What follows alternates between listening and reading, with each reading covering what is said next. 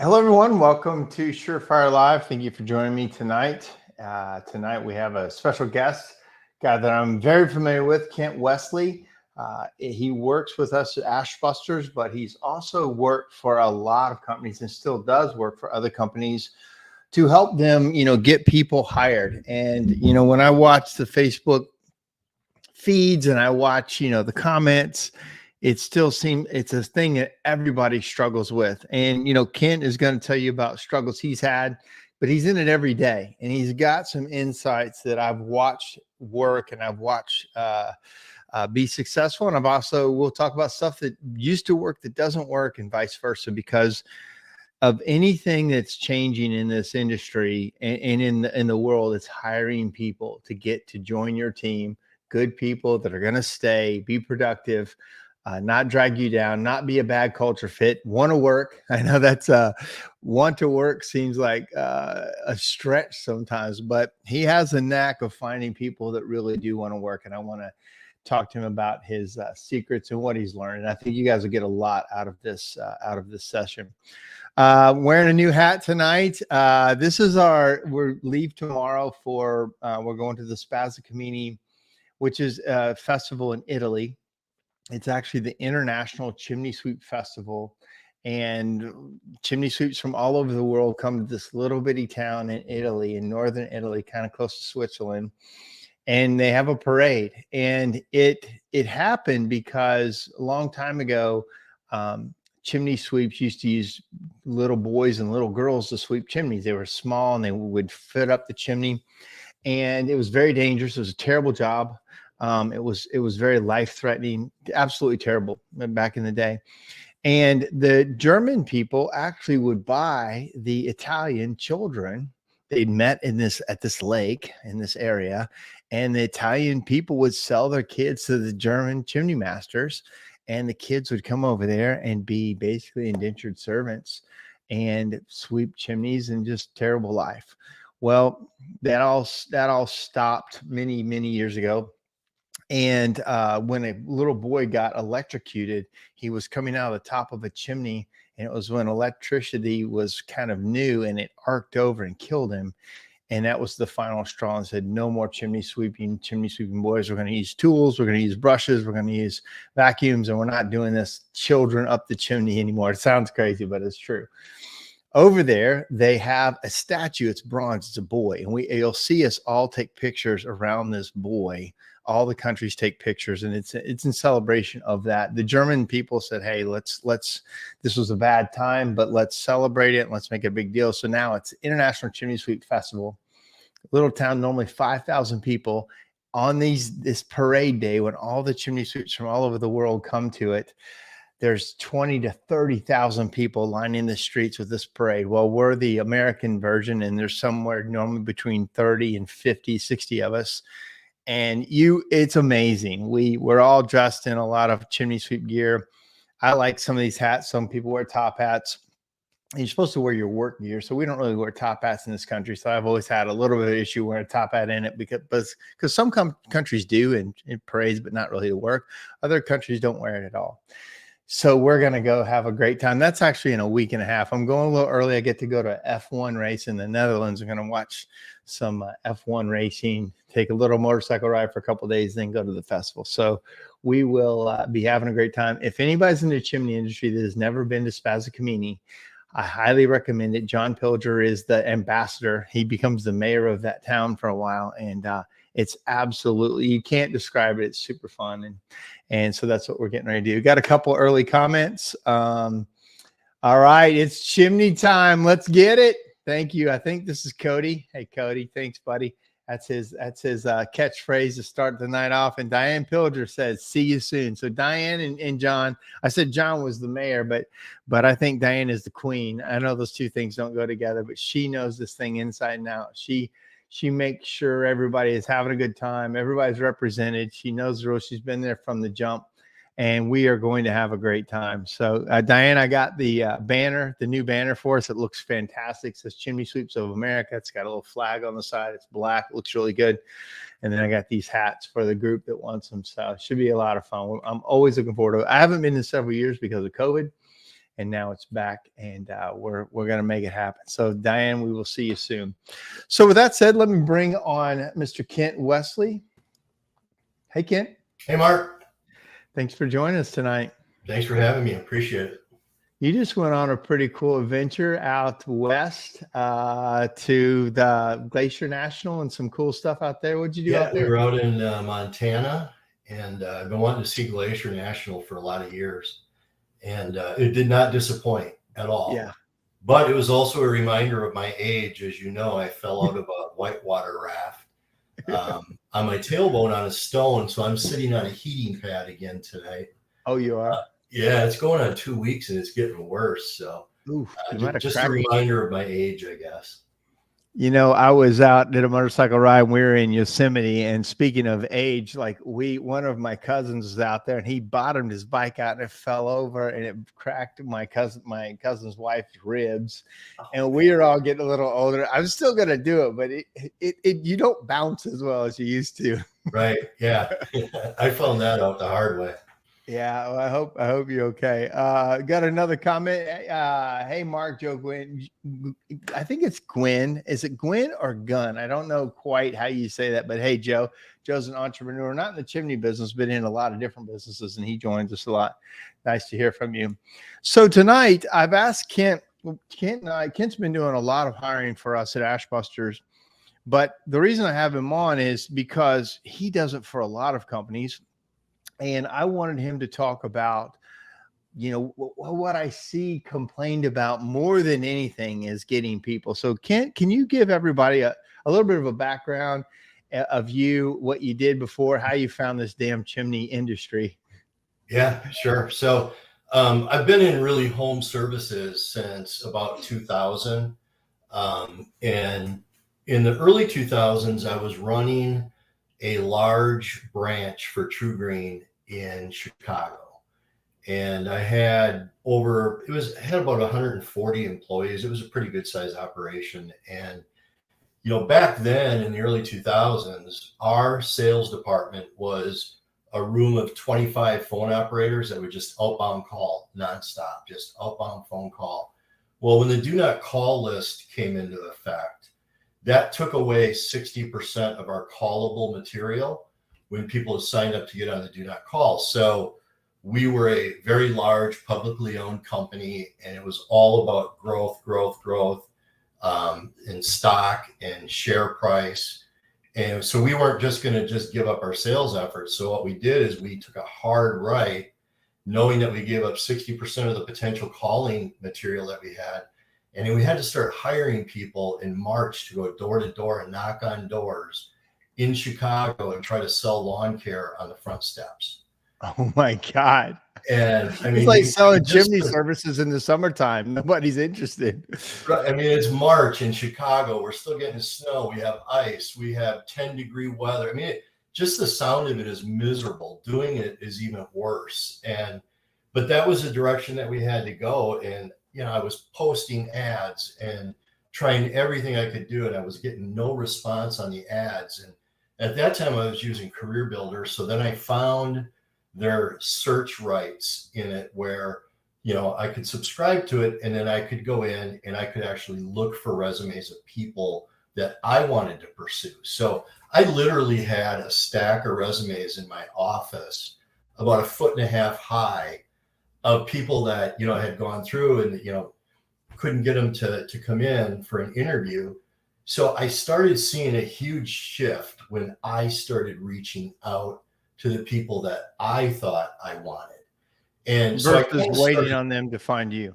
Exactly. Because nobody, no matter how you try to put a bow on door knocking, it doesn't look appealing to anybody. It doesn't matter if it's pest control, lawn care, whatever. And so I started getting staffed up like quickly. And some of the people that I was bringing in were really, really good at what they did. And so since that day, I moved on from True Green in 2006, but then went to one of the country's largest home remodelers out of Chicago. And we did window siding, doors, roofing. And that too was a struggle to try to, our sales turnover was huge because it was a company. It was all about the numbers. You either sold or you were gone, and that was it. So it was churn and burn in the sales ranks. Same thing. I couldn't get people to apply. And then I was brought in really to open up all the outside markets outside of Chicago. So as I did that, I just started using the same method that I used at True Green. And I started staffing these startup branches really quickly because I had to get operations managers, sales managers, office managers, salespeople, installers, so tradespeople. So I started using it there with the same success. So recruiting, I don't want to say it was easy to me or for me, but it wasn't the struggle that it is for a lot of people because I changed the game. I changed it. Yeah, that's a fundamental shift from putting out ads and hoping people come through the door to going after them. I think that's a part that a lot of people miss when I watch over and over how people are trying to hire. Now, I'm not saying putting ads don't work for somebody, and they work some of the time, but your approach is way more proactive than reactive. And I always like the story when you first started working for us. You remember that story of we put out ads and you're like, give me the report. You want to talk about how, because a lot of people still do it the way we used to do. Yeah.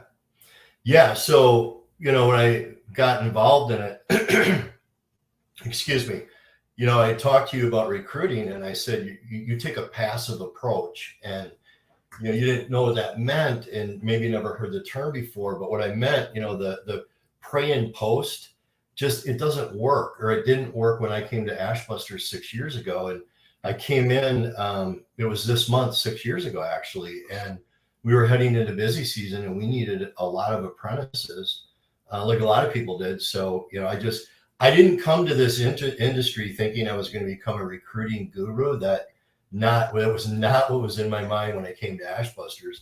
And it just kind of happened. And, so now, I've changed my platform changes constantly because, we operate in 4 markets in 3 states.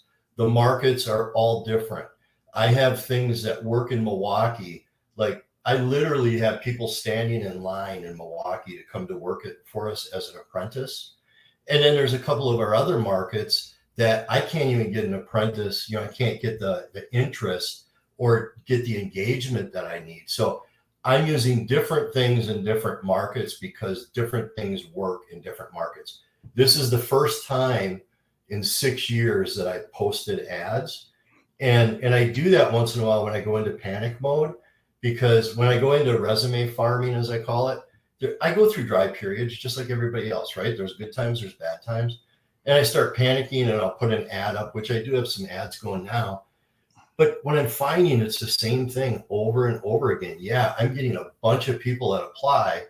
But when I look at their background, I'm not interested in them. Because the other thing that I do, and I just know that this works for us because we are growing so fast at Ashbusters, I can't be a test ground for people that don't have trades experience. So, if you come from the restaurant industry or, food or something else, I'm not going to bring you in because we just move so fast. We grow fast, we move people up fast.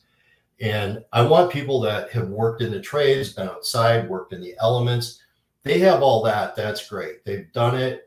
And I know that they can do that. They work in those conditions. We'll teach them everything on the chimney side, but they need to have that. So the post and pray thing, yeah, I'm getting some people through, but I'm not hiring anybody.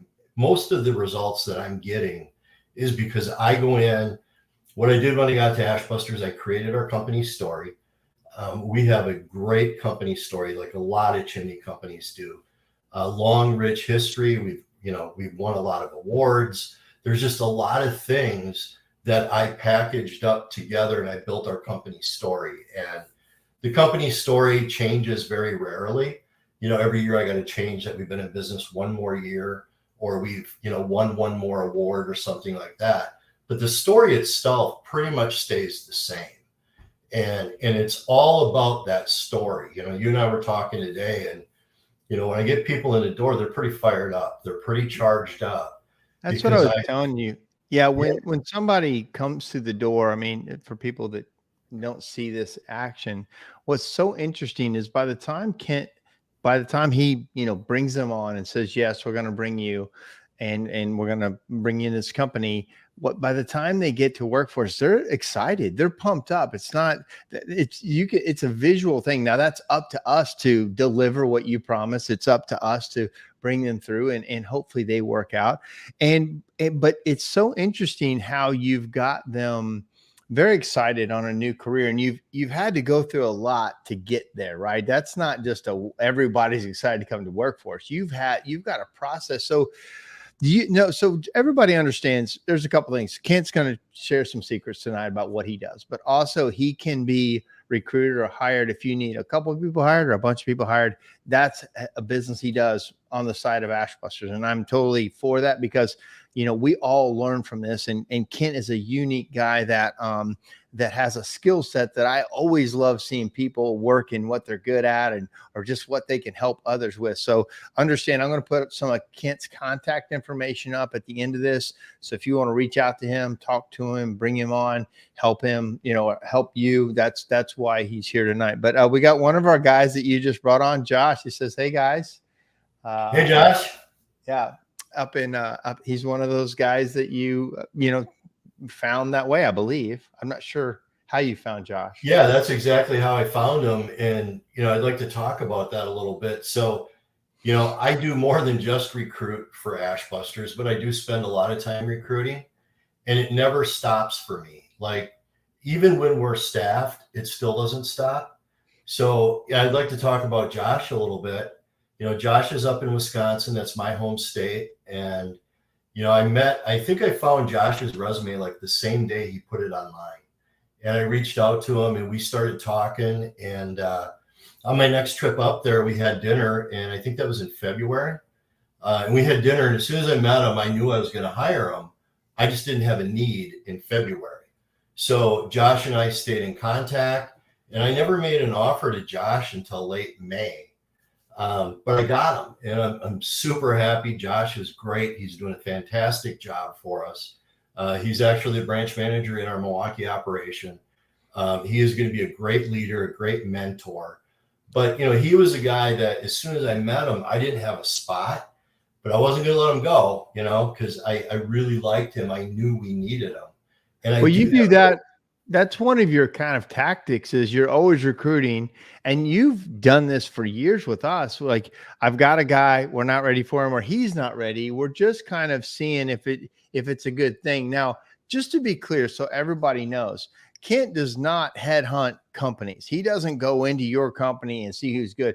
He farms off of people who put resumes out there, right? I want to be clear that they don't think we're going after people's people. If they're looking, we're looking, but we're not trying to entice people away from other companies, just so everybody knows. Yeah, and I'm glad you mentioned that, Mark. I don't poach people. So In my past life, I poached people. When I was in home improvement, I would literally go to a competitor and park in their parking lot at 5 a.m.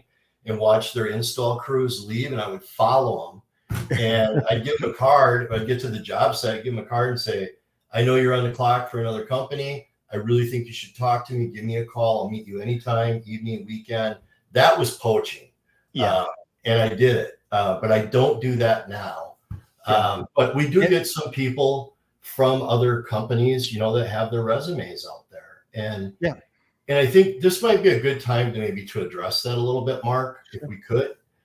Right now, this last year was a little soft for a lot of chimney companies. And so in the beginning of the year, there were a lot more chimney resumes online than I had seen in the last 6 years. And a lot of the reason for that was a lot of people were so slow, they didn't have work and they were laying people off. Yeah. But if you're in our industry and you have certified technicians with, several years of experience, you can't be paying them $20 an hour. If you're paying your people $20 an hour and you think that you absolutely can't pay them more, what that tells me is you have a pricing issue. You don't have a pay issue. You have a pricing issue. Okay. Right. You're not charging enough. You don't have your arms around your costs. Because the other thing you and I talked a little bit about this morning, Mark, was that what I'm noticing, and everybody knows this, right? There's less and less resumes with tradespeople out there all the time. So I've been doing this for Ashbusters for 6 years. There's less resumes now of tradespeople than there's ever been. So, you're losing, number one, we don't have as many candidates as we used to. And if you're paying them $20, you will lose them. They are not going to stay. They're not going to crawl up on roofs. They're not going to do this job for $20 an hour. They will not do it. So if you're in, or they start looking, they might do it until they find something else. And that's what you're seeing is it. And again, if you're an employer and you're paying $20 an hour, understand that was the deal to get them. And that may have been a good number at one point.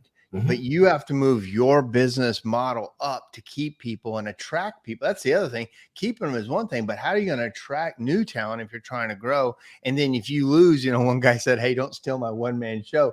Well, but we don't steal anybody. They come to us, and we're not saying, "Hey, come to us." We're saying we watch for if people. I want to say this right here. He said, Josh says this. He says, 4 hours it took Kent to contact me. You're an amazing guy, Kent, because we're watching, we're aware. Josh has 19 years in the chimney industry. He's worked for chimney companies. He's owned chimney companies. He's super knowledgeable, and he liked our model that he felt like he could fit in, and he's fit in amazingly well. And so that's what again, and here's another thing. Poor Kent gets label of poacher from companies that don't care about their employees. He simply gets good guys a good opportunity. That's the lesson right there. If you're listening, and here's the thing, if I lose somebody to another company, I really don't hate it. I don't want to, but I understand either they had something I couldn't offer, maybe they sold them a smoke show, or something worked out better. I don't want anybody in my company that's looking. In fact, Kent, you watch Indeed all the time, and sometimes we see our people put something out there. It's a red alert to us to have a conversation. Yep. I think it's a good thing for us. Sometimes it's wrong. Sometimes we needed to have a conversation we were missing. If you're not watching Indeed, your people put your stuff up there. It's not a bad idea to watch it. Yeah, it's really not, because we've had a couple of meetings with some of those guys, and one person, I don't want to mention names, but he's a manager in our company now. And you and I sat him down because I found his resume online, and we brought him upstairs, and he said, "My kids are young, and I need this, this, and this." Well, my kids are young. I'm never going to have these years back. And we were able to make that adjustment for him, keep him engaged, and I think he's going on 5 years now. And he's one of our managers, and he's doing just a great, phenomenal job for us. So Had I not been watching, I would have never saw it. We could have lost him. We could have lost a really good guy that I think will probably retire with us. He's got another 20 some years ahead of him. But he's a great guy. And I think we got him locked in, but I wouldn't have had that opportunity if I didn't know his resume was out there. It's happened a few times. Just I can remember a couple of guys won't name any names, but they popped up like, "What? We didn't even know." And then we could have a conversation. And sometimes just be aware. If there's any first hiring tip, don't lose your good people. Well, don't lose your good people by paying attention and being aware that they are trying to make a better life for themselves too. So don't hate them if they choose it. Make your business so they're not really looking. But even as much as we try, people still look on us too. And I don't want to hold anybody back from an opportunity. If you don't want to work for me, I'm happy for you to go somewhere else. We dance with the willing, right? We want to dance with the willing. You want to dance. We want to give you everything we can. But if you want to look somewhere else, man, go for it. This is a free country. This is America, baby. Couple other things real quick. Yes, this is a smoothie. This is a acai berry smoothie with some yogurt and some honey and some other stuff. Ferd came in, and Fred, when I read it, it looks like Fred. I'm sorry. Ferd says, "Good evening. Sorry I'm late." Ford, it's okay. Pay me Venmo for being tardy. Oh, somebody came in late. They're working. So, and then let's see. We've got Bart says there's always a reason someone hangs a resume out there. Yeah, absolutely. And then Ferd says this review we started last week works well with getting the messages across to both employer standpoint and employees. Yeah, so we're doing reviews we're going through the review process. I didn't really believe in that so much for a while, but I felt like we needed it, and we're starting that dialogue between the two. So let's get into some meat of things. And guys, ask Kent any questions. That's why he's here tonight. So one question I have, a lot of people pop it up. When you bring somebody in, you've mentioned you see a lot of guys that are available. They have the certified chimney sweep, but under that, there are some warning signs. Can you talk about that a little bit?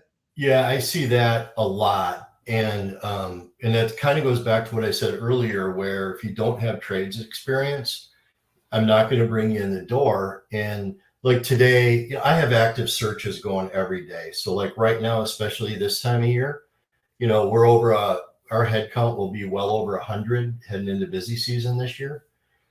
So I have automated searches going every day, and I look at probably hundreds of resumes every day. It doesn't take me that long. I've been doing it a long time, but like today one really stuck out, and this person has been certified for about 1.5 years, maybe 2 years, and their resume is up already. And when I looked down underneath all of those things, because at first I kind of looked at it and I thought certified, okay, maybe. But then when I looked at the job history before that, this person had never been in the trades before. And it was always restaurant after restaurant after restaurant. I'm not knocking restaurants. But then on top of that, every restaurant was 1 year or less. So the person is a jumper, number one. Number two, no trades experience. So somebody in our industry hired them, spent a boatload of money in training and getting them certified, and now this person's going to move on. And that's something I see really pretty often.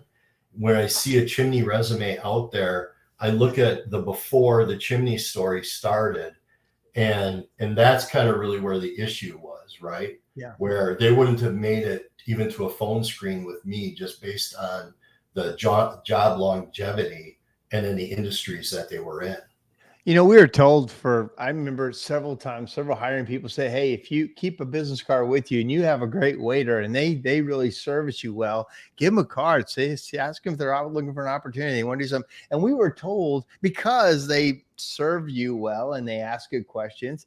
Yes. Could they be great? Yes. But the chances are low because they're an inside cat, as we say, right? They don't like it outside in the weather and the heights, getting dirty, hauling stuff. But there's a whole group of outside cats that's just what they understand. They don't want to be inside under fluorescent lights. They want to be outside making stuff.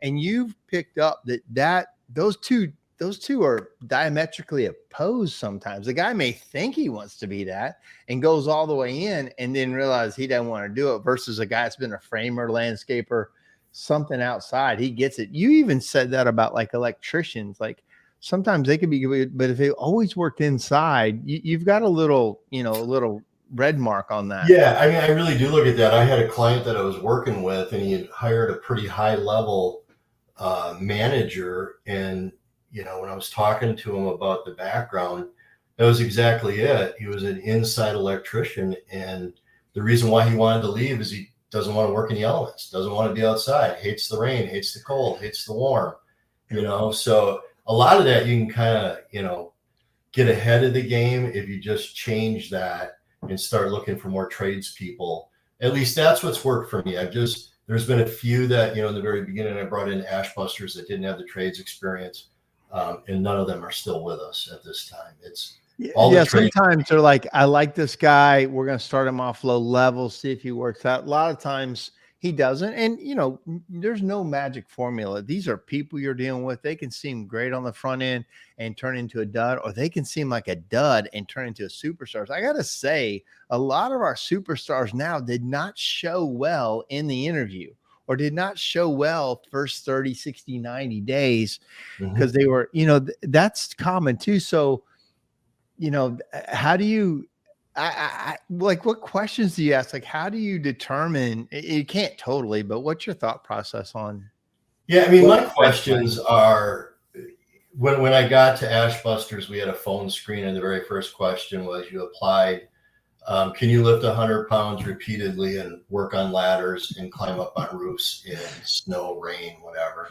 That's the very first question we're asking, right? Like, instant turn off. I don't ask those questions. My questions are very behavioral based. So, Josh and I were doing a Zoom interview last night for a candidate up there, and I wanted to talk a little bit about conflict resolution with him. So I said, give me an example of an employee that you had trouble with at your current company. You had a disagreement about it. What was the disagreement? What was the outcome? And how did you overcome it? And where are you at today? So this person that he named, didn't give a name, but he said, this guy's been here 17 years. So he's been around a lot longer than me, but we butted heads like all the time. And he said, I wasn't trying to be right, and I wasn't trying to prove him wrong. We were just looking at it differently. So once we, started talking about it and hanging out more outside of work, he said, the guy's 20 years older than me, and now he's one of my best friends. Right. So that tells me a lot right there. I ask a lot of behavioral questions. So give me an example of when this happened, what did you do? Give me an example of, I go into the whole, all companies have rules. It's to protect the company, the customer, and the employee. There's some rules I don't even agree with. Give me an example of a rule that you don't necessarily agree with. You'd be shocked at some of the answers that, I get. And there's some rules that I don't like either, but they can give you some answers that just kind of, oh, okay, this is going to be a short phone call. I'm sorry, go ahead. Well, I was gonna say, what are some red flags for you? You're interviewing people and then all of a sudden something happens, or what is like a light bulb? Be like, oh, this guy gets it. What are some of those things you look for? I think it's really that, I'll ask about conflict resolution with other employees, but then the other thing is I'll talk about, give me an example when you had an issue with your direct supervisor. What was their position? What was the issue? And was it resolved? Was it not? And, what was the outcome of it? And if they say, well, my boss here, he's a blah, blah, blah. And, he always wants me to do this. And then I'll say, oh, okay. Well, what about the company before that? Tell me about that one. And then I'll start stringing together a pattern. And it's, every single boss is the same, unreasonable, not appreciative. And that right there, when I start stringing stuff together, a pattern, then I move on. What's something somebody does that you go, this person gets it? Because you come to me a lot of times like, oh man, this guy, this person, this girl, like something triggers you to really like them. What kind of things are you looking for there? Yeah. So I think, kind of what I tell a lot of the people that I hire, and I'll refer back to this one that we had last night. This candidate, I never asked the age. He volunteered. He's 23.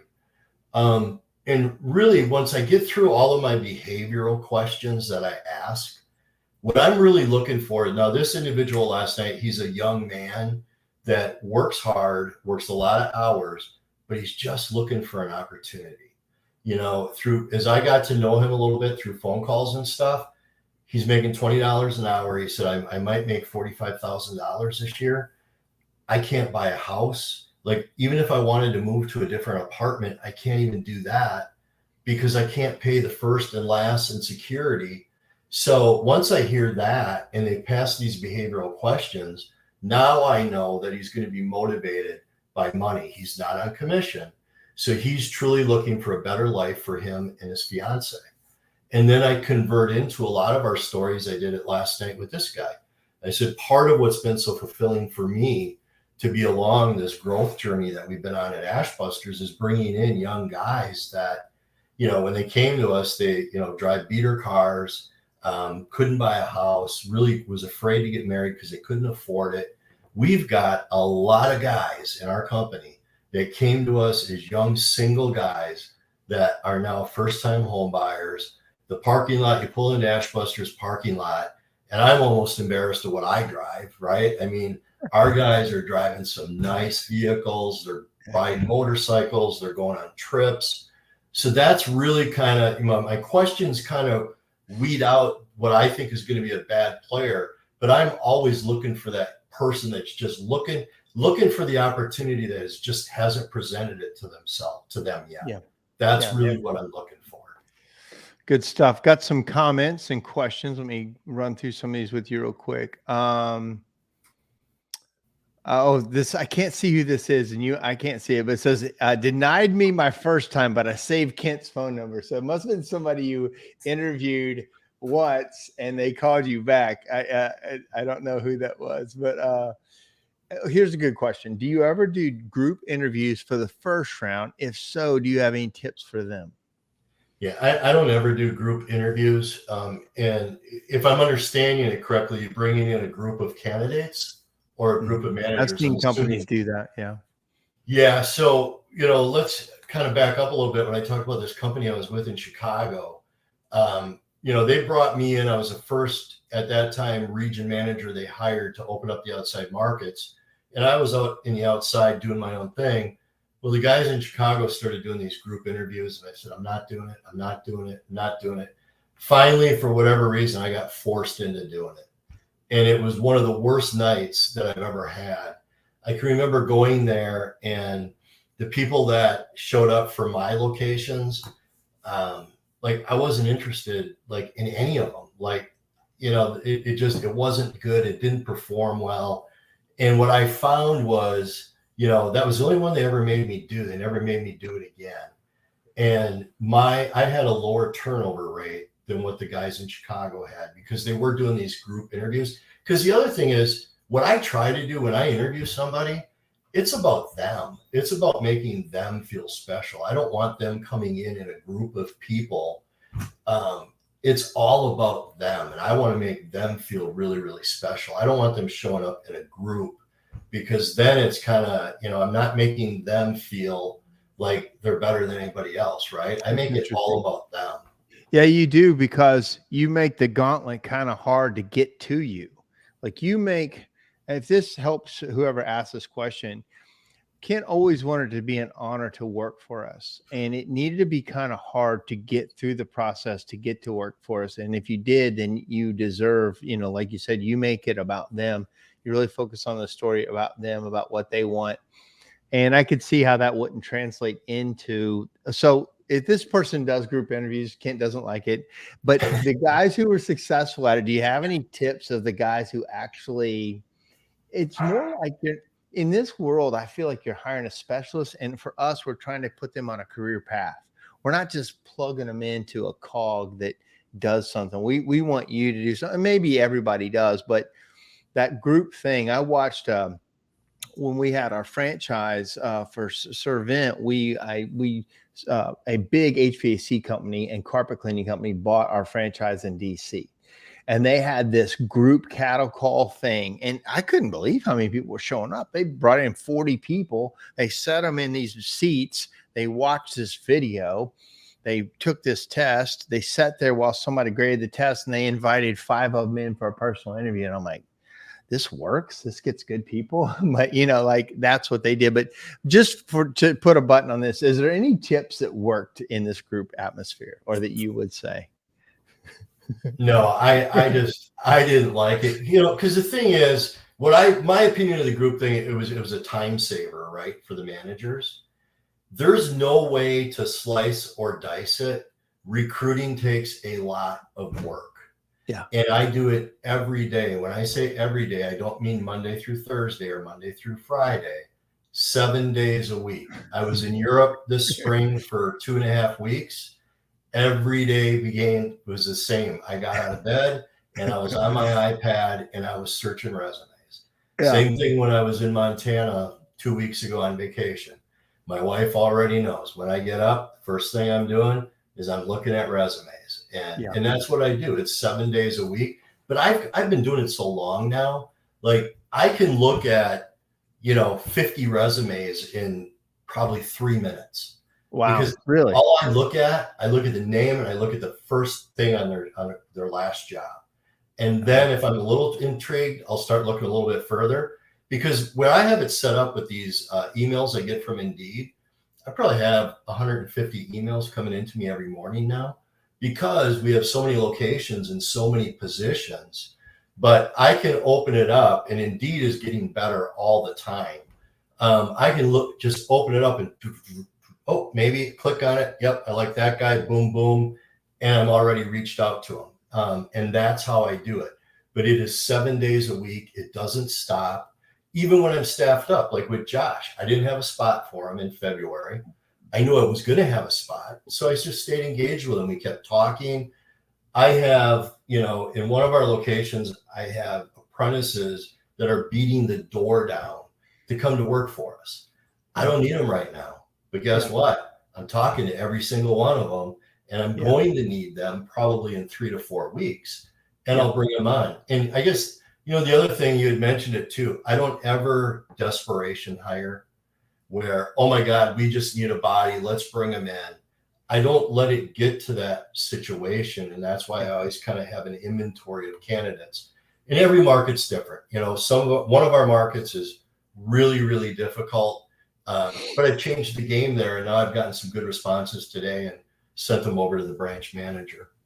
I will say an ancillary benefit from this that I didn't see was this, when you can hire people, there's other people that aren't so entitled to their position because they know that they can be replaced. And we don't ever have a culture that we don't care that you can be, that you're gone. But there's also a bunch of companies I've worked with that got those 1 or 2 guys they can't lose because you can't replace them. They're scared to death to lose them. And if you've got a good hiring process, it's not like you want to lose anybody. You spend a lot of money and time and training and you develop relationships. But if you do lose them for whatever 1,000 reasons can happen, you got a replacement. Because there's been time where we lost our number 1 Mason when he pointed out, and you're like, I hate it, but I got another guy. You were like, I've got 2 guys to replace that guy if he doesn't work out.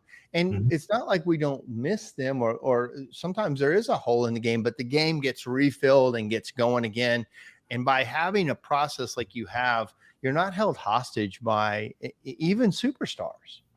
Yeah, I think that was one thing we noticed right out of the gate, back in 2017, where I built the team from the bottom up, right? We had a lot of senior guys sitting up at the top, kind of pounding the chest, I'm infallible, I'm the greatest, nobody's as good as me.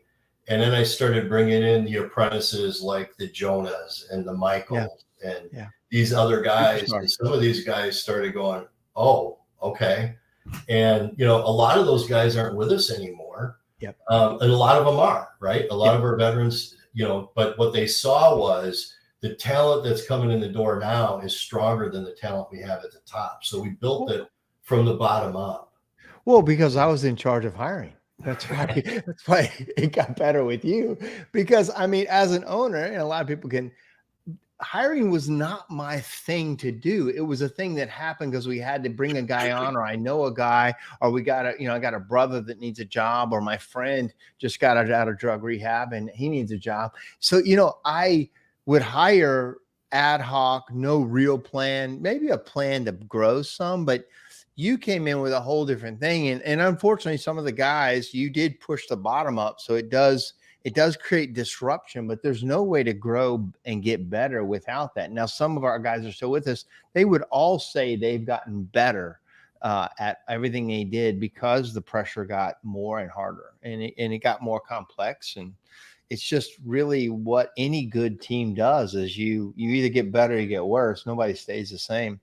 Several comments. You're getting a lot of comments here, so let me catch up on some. Yeah. Joe Glenn says, sorry, I try to help guys get a second chance in life. I tell them I'm not a career job for you. I'm just a stepping stone to get you where you need to be. Most of my workers are ex-cons or ex-druggies. I feel, let me just put this up here. I can't read it very well. It kind of runs on. Let me extend this. Okay. I feel that after we stopped fostering kids, that God wanted me to help fathers and adults break the cycle. So now that's the top people I think we hire. So my question is, could you give some input on the lower level guys? I love helping people. I'd love to see them working I can't see the rest of this. So sorry if it's too long, I can't quite pick it out. So I think you get the point. He likes to help people. This is kind of where I was. guy ride a bike to work. I'm like, man, that sounds good. Man, what motivation? Like, dude, what's he going to do first time it rains or gets cold? We're going to go pick him up. So you would see through that. It's not that you don't want to help people, but what would you say to this big hearted, helping kind of thought process? So, at Ashbusters, we can't do that because we do background checks, we do pre-employment drug screens, we do all of that. I do have a client that I worked with for a while in Ohio and got him staffed up, and he was a big believer too in hiring people that were incarcerated, and for him it worked. And I think in some cases it can work. But just for us, we haven't, again, with our background checks and everything else, I can't get them, through that. So I will say this, we have the work release program at one of our other my powder coat facility, and we like the program, but sometimes it's very frustrating to have guys who never knew how to work. They never had any accountability, or they went through the accountability and didn't listen. To you, Joe, I love the heart. You're going to have to be harder on them. You're going to have to hold them more accountable and be tougher on them than you would maybe somebody that doesn't need you to be tough on them. But these guys have to have structure and accountability, and you can't put up with anything hardly at all. They don't get a bunch of chances with you, because what the problem is, you hurt your good people. Your good people that are doing the right thing. And these guys are getting away with stuff. You've got to be even a better leader to lead those guys that are troubled, and you have to cut them and get them away from you so they don't become cancerous or weigh your team down. You will never grow big with a lot of those people. Having a small division of them that people watch and help, and maybe they can get out of it, and we always hope for that. You can't have that many of them, though, is what I found. Another one, restaurant work. Is gig work. Servers can make $150 to $300 in a 4 to 6 hour shift. Much of that is cash. It is hard to compete with those expectations once someone gets comfortable in the restaurant industry. That's a great point. I never thought of it that way, but yeah, that's. And then you're serving tables and you're writing down orders and you're serving stuff versus hauling brick and liners up to the top of a chimney in 20-degree weather. Josh says this: I always hear during interviews with Kent, the candidate says, wow, that's a good question. And it takes a bit for them to answer. And I know we are both watching their eyes and their composure as they are answering. These tough questions from Kent gives me to kicks in the Dave Pomeroy training, and I can read them.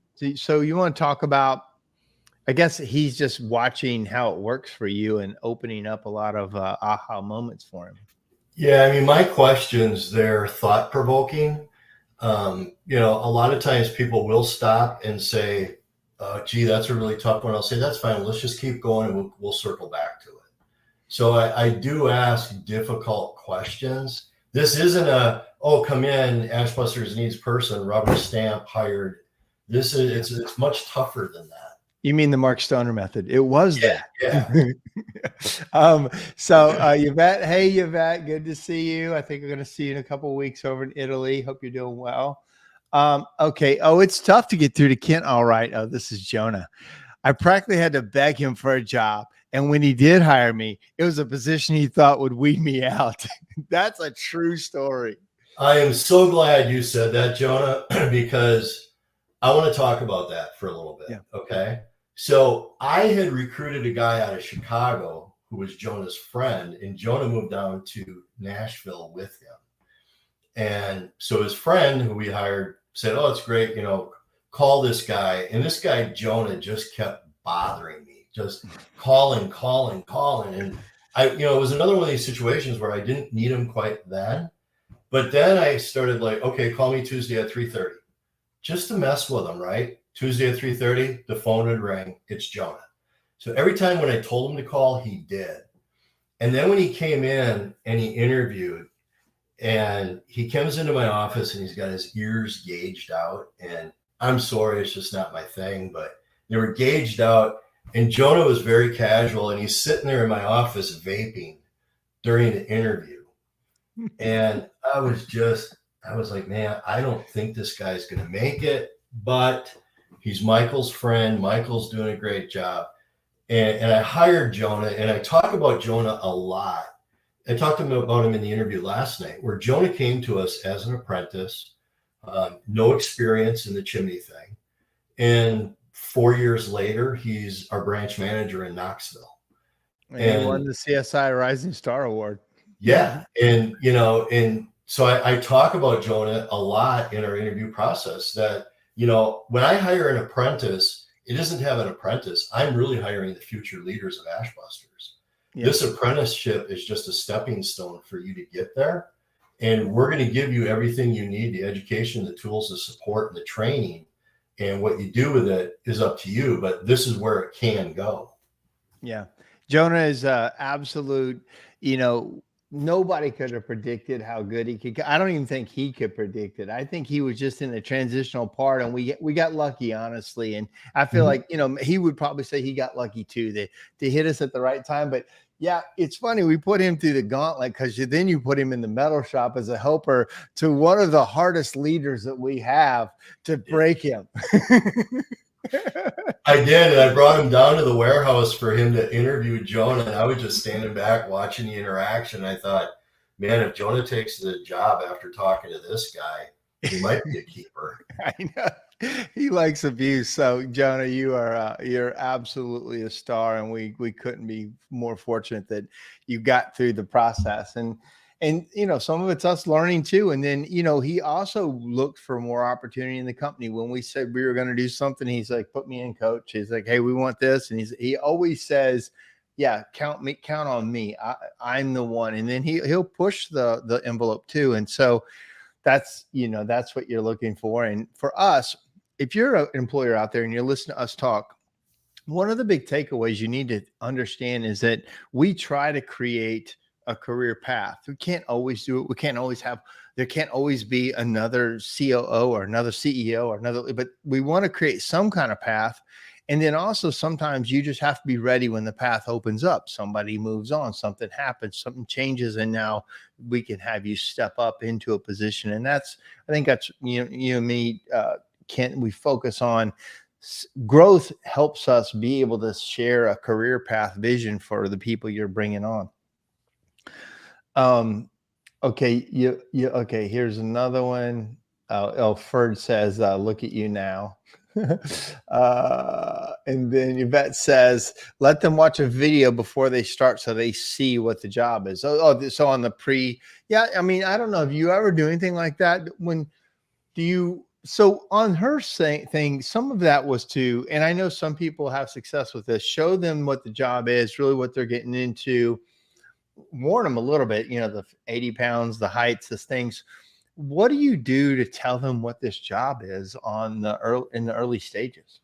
Yeah, so I describe it. I say, you know, we're working on ladders, we're up on roofs, we're out in the heat, we're in the cold, we're in the rain, we're carrying buckets of materials up onto the roof. I don't show them a video, but I go through it and talk about it. Mm-hmm. And, you know, I don't mislead people. I tell them, you know, what it's going to be. Misleading them isn't going to help me, right? But I give them a description of what we're going to do or what they're going to be doing. But yeah, in that too, though, I also sell that in the apprenticeship that a lot of these guys that and I shouldn't say guys, because there's a lot more women resumes out there with trades background now than I've ever seen before. That's cool. Excuse me. But I don't mislead them. But I talk about, I kind of lost my train of thought where I was going with this one, but I do kind of go through it. You know, well, she said, do you show them a video? And my question was, how do you explain what they're going to be doing? And you're saying, hey, I'm not telling you it's going to be awesome. So that was kind of what you were going down. Yeah, and I do tell them, I say, you know what, this is a tough job. You're going to work hard. You're going to work real hard, but you're going to be compensated very well. We have a retirement plan. We have an outstanding benefits package. And you're going to be eligible for all of that. Plus, if you really hit it hard, you're going to be a lead guy in a year. And after that, it's really up to you where you want to go. Yep. And when we say, just so people, a lead guy is moves into a truck and he kind of has control of his thing, comes out of the apprenticeship program and does stuff.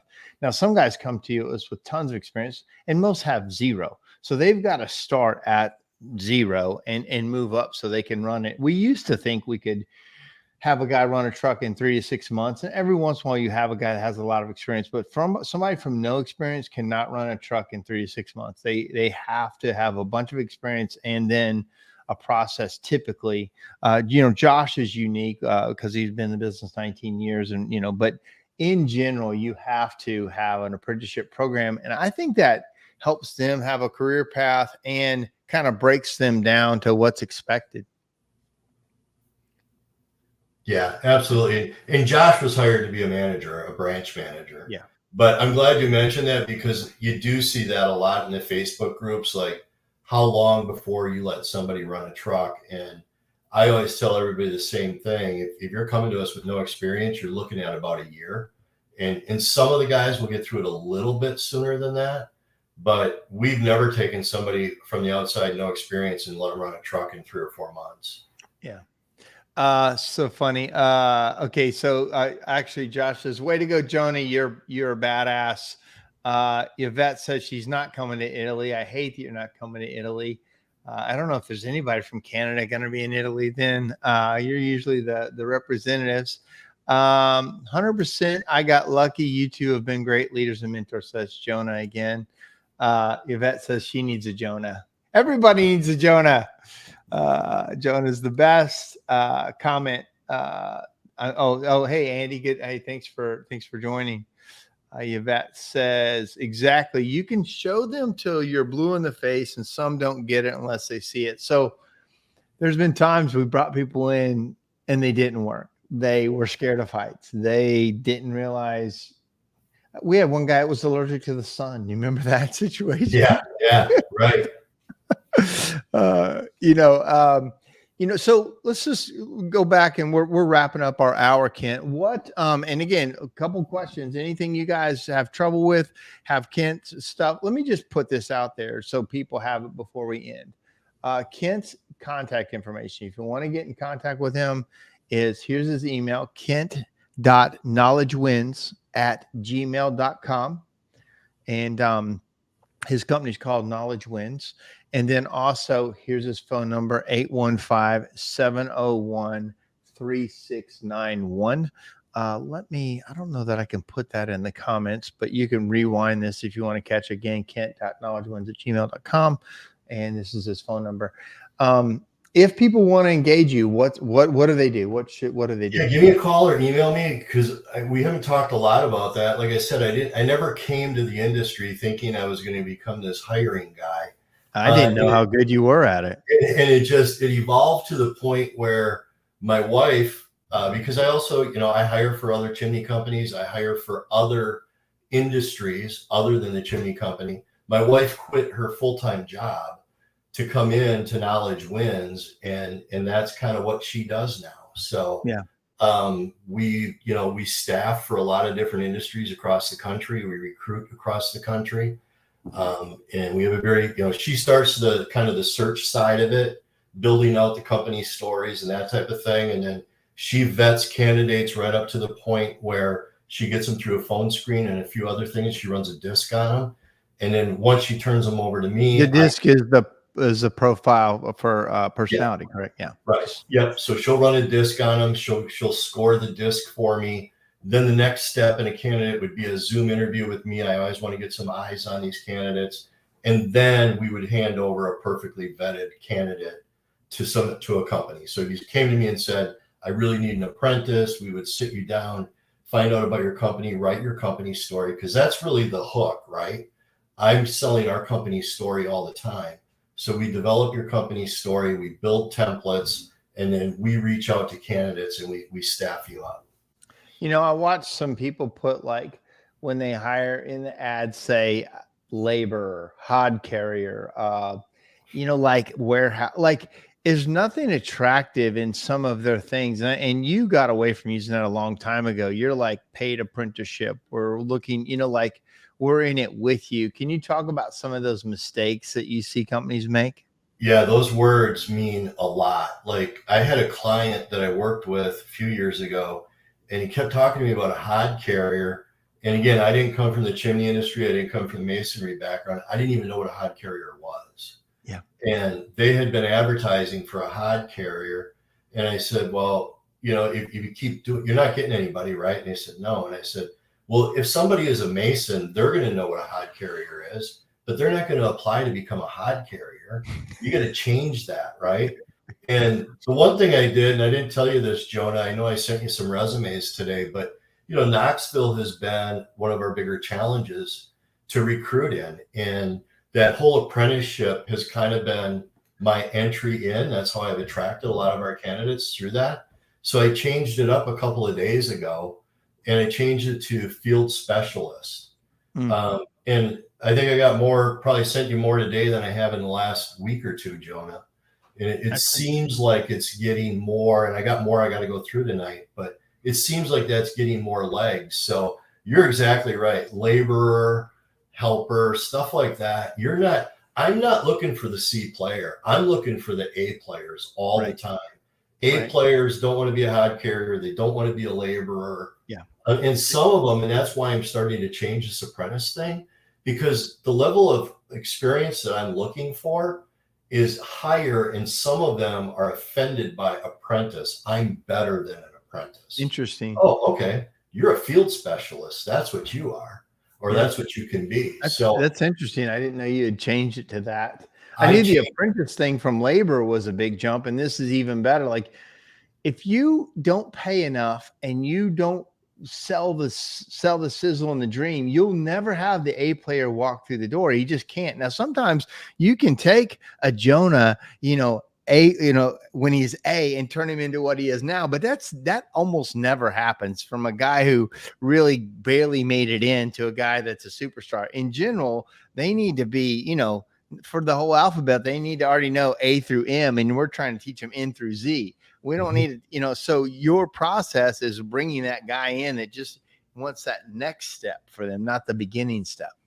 Yeah. So, whatever you're doing, change it up. I'm changing. Like Mark asked me today about your thing has changed so many times in 6 years, and it has. My templates change all the time. My wording changes. The one thing that never changes is our company story. That I never change, because that's the sizzle, right? Yeah. And so a couple more things here. Jonah's the best is what I heard. Says Clyde said that. Well, Clyde's not the best. Clyde's not the best. So of just kidding, Clyde. We love Clyde. And then Diane said, and then she says, you answered this. Have you ever interviewed anyone for one position and thought they'd be better for a lower tier position? And how did you handle that? I think you did kind of answer that, if that's what you mean. I think you're always kind of adjusting through the interview process, right? You may bring them in for something, but realize they're better suited for something else. That's kind of normal. Yeah. I mean, really for the field position, it's apprentice or somebody that is experienced. So really kind of apprentice is the lowest level that I'd be interviewing for. And we'll wrap it up. Our hiring ad doesn't describe the job much at all. We talk more about us as a team than the job.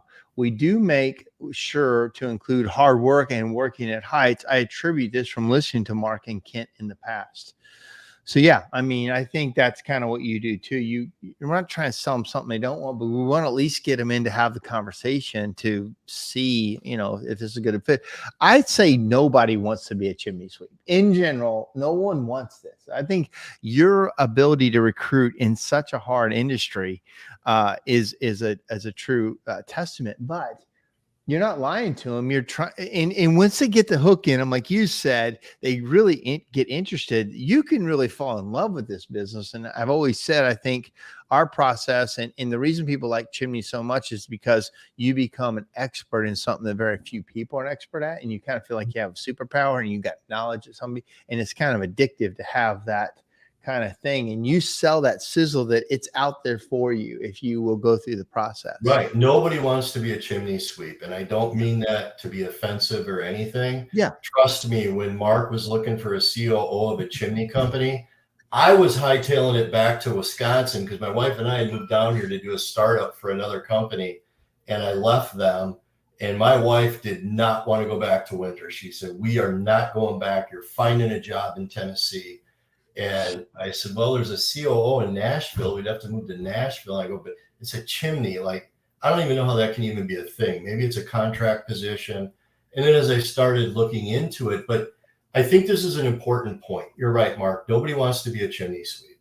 So I don't really talk about the chimney part a lot. I say, you know what? We started out as a chimney sweep 38 years ago as a one-man chimney sweep. Right now, we do still sweep chimneys, but that's only 4% of our revenue. Yeah. We are a specialty construction company. 96% of our total business now is done in repair and installation. We are a full-fledged construction company. And that's what they want to hear. Right. Yeah. I mean, there's 4%, and that's going down every year. Like it used to be. I remember when you came on, it was probably in the under 20, like 15 to 18%. Yeah, it was hugging 20. So that percentage goes down every year. The total number continues to go up, right? But the total of our revenue, it continues to get smaller and smaller and smaller. It opens so that's how I kind of overcome. I'm sorry. Well, it opens a ton of doors for us, but it also is a barrier for you because if you use chimney sweep in the thing, nobody knows what it is, and they don't know if they want to do it or not. Right. Exactly. Yeah, it's a big barrier. So we'll wrap this up. It says, thanks for the info. And then it says, yeah, I'm scared of heights, but I'll jump out of planes to get to the top of most chimneys. I have to work my butt off. Yeah. And Andy says, if we were really just describe the job, no one would apply. That's exactly right. Yeah. It's not really what it is, but I'm going to put Kent's information one more time. Anything you want to close with, Kent? No, I think there's been some great points here tonight. And just like this last point too, I don't get into, what I send them when I find a resume. I don't get into must lift, be able to lift 100 pounds, climb up and down. I don't do that. I talk more about the opportunity, the earnings, the retirement. There's a lot of people in the trades that don't have a retirement plan. They don't have health insurance. That's what matters to them. They don't care, as much about that. The other things as they do about that. So I don't get into real specific details of the job the first time I reach out to them as far as an apprentice goes. Let me you hit on something that I think a lot of people would want to know. Money. We're going to start off somebody at money. What is the numbers or a process you use? I know we pay on commission. You kind of change that terminology up a little bit, piece of the pie. But how do you bring people in and at what number? Because if you start off cheap, you don't get the good guy. And if you start off too high, you may waste a bunch of money on somebody that's a dud. Like, how do you make that? Because I don't even know how you do it. I leave that completely up to you to bring the people in at whatever offer. Can you explain your offer to bring them in and how it works? Yeah, so it's really going to depend on their skill set. So at Ashbusters, everybody comes into our company the exact same way. Whether you're an apprentice or an experienced person, you're going to come in the first 30 days on an hourly rate. Okay. And, 6 years ago, I could start at $15 and I could get people in the door. Now I wouldn't have one person walking in the door. So it really depends on skill set, but I can tell you, I'm going to be north of 20 an hour, and I'm going to be somewhere, in the 20s, depending on skill set. If I'm trying to bring in a mason in, I'm not going to try to get a really good mason at $20 an hour. I'll bring him in at 27, 28, 29. And then he's going to go over to, I don't call it commission. You're going to get it. We're going to share the job with you, which means you're going to get a percentage of it. It's a much more friendly term for tradespeople than commission. Commission scares trades guys. And we do have, I'm sorry, go ahead. So I might bring them in, but then I explain to them, because you're not certified, you're going to, that hourly rate's going to back down, but you're going to get a percentage of every job anyway. Right. So, the hourly is only going to kick in very rarely with you anyway. And then I run through what that looks like. If you're hourly, I pay you $25 an hour, 8 hours, you got $200. If I pay you 7% as an apprentice, $5,000 job, you're going to make $350. That's when the eyes start going like that. And they do the math all the time. If you don't think your employees are doing the math on you on every job they do and every check they bring you, they're thinking, you made all this money, I only got this. When you pay them a percentage of the job, at least they see that their efforts, when we win, they win. When we lose, they lose. And so we learn to win more. And also, by the time we do it a 30-day, basically hourly, and once they've done certain things on SureFire, certain things, when you get that, you get to move to commission. They can't wait to move to commission. They've done the math on all the jobs typically, and they're ready to go. And so it's a great way to bring people in. And to close out, what number do you say that most areas need to pay, as just say 35 to 45, 20? Like what number as a big number do you think people need to offer to get good talent? I'm doing very well with it in the 20s, and it can go from 20 to 28 Per in the hour. markets. Yeah, per hour in the markets that we serve.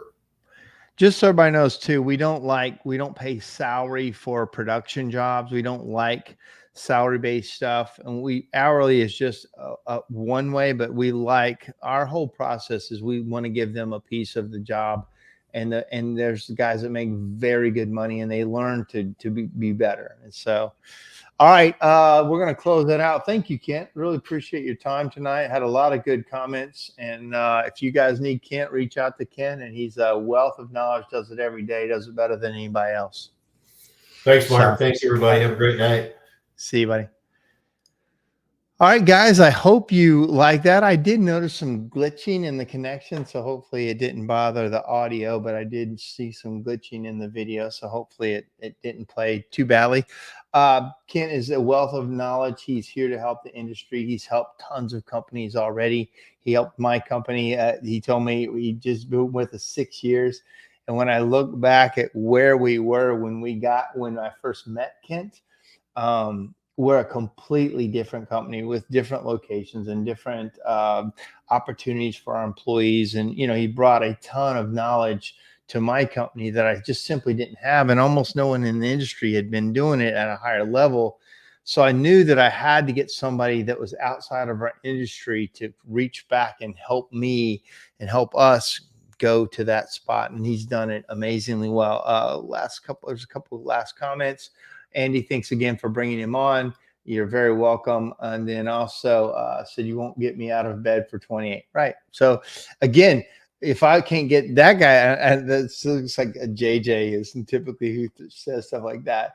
But there's a lot of guys that will. And JJ, if this is JJ, typically it is, he's got 30 years of experience. Of course not. And our guys don't stay there. Our guys move north of 50, when they're good. So that's good. Then Kaylee says, Kent's never allowed to retire. He's picked some excellent talent.